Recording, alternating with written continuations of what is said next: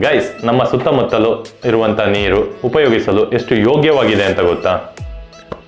ನೀರಿನಲ್ಲಿ ಬ್ಯಾಕ್ಟೀರಿಯಾಗಳಿರುತ್ತೆ, ಅದನ್ನು ಬರಿಗಣ್ಣಿನಲ್ಲಿ ನಾವು ನೋಡಲಿಕ್ಕಾಗಲ್ಲ. ಹಾಗಾಗಿ ನಾವು ಇವತ್ತು ಒಂದು ಲೇಸರ್ ಲೈಟ್ನ ಸಹಾಯದಿಂದ ಅದನ್ನ ನೋಡುವ ಒಂದು ಪ್ರಯತ್ನ ಮಾಡೋಣ. ಆಮೇಲೆ ನೋಡೋಣ ಈ ಲೇಸರ್ ಲೈಟ್ನಿಂದ ಬ್ಯಾಕ್ಟೀರಿಯಾಗಳನ್ನು ನೋಡಲಿಕ್ಕೆ ಸಾಧ್ಯನಾ ಇಲ್ವಾ.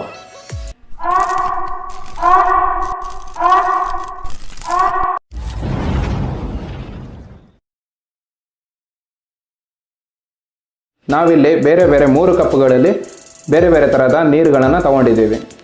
ಒಂದು ಕಪ್ಪಲ್ಲಿ ಬಿಸಿ ನೀರನ್ನು ತಗೊಂಡಿದ್ದೀವಿ, 2ನೇ ಕಪ್ಪಲ್ಲಿ ಕೈಯನ್ನು ತೊಳೆದಿರುವಂಥ ನೀರನ್ನು ತಗೊಂಡಿದ್ದೀವಿ, 3ನೇ ಕಪ್ಪಲ್ಲಿ ಬಾವಿಯ ನೀರನ್ನು ತಗೊಂಡಿದ್ದೀವಿ.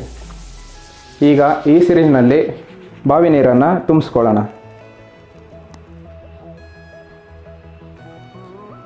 ನಂತರ ಸಿರಿಂಜ್ನಲ್ಲಿ ಒಂದು ಸಣ್ಣ ಹನಿ ನಿಲ್ಲುವ ಹಾಗೆ ಸಿರಿಂಜನ್ನು ಸೆಟ್ ಮಾಡ್ಕೊಳ್ಳೋಣ.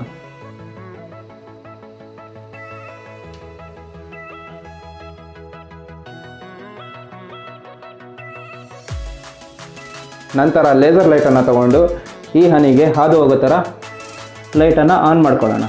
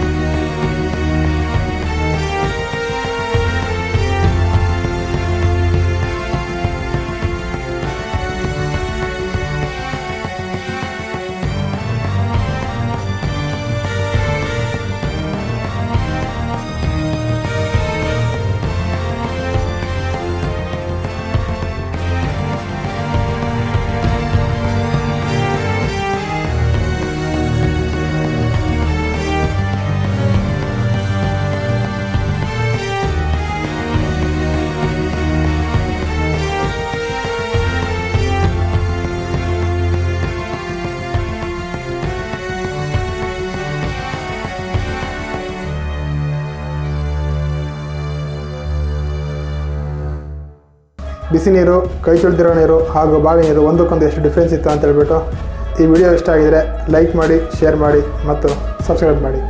ಜೈ ಹಿಂದ್.